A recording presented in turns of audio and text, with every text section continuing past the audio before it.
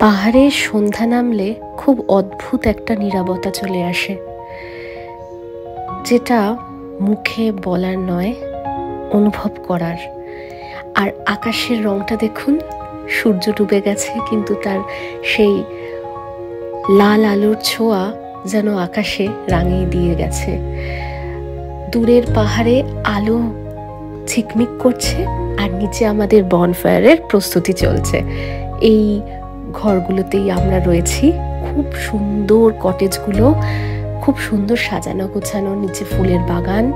আর একদিকে আমরা সবাই মিলে, এখন প্রচণ্ড ঠান্ডার মধ্যে চা খাওয়া হচ্ছে, আড্ডা মারা হচ্ছে। আর আকাশটা জাস্ট দেখুন একবার।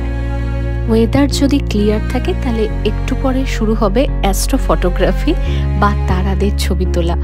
এখনকার মতো টাটা।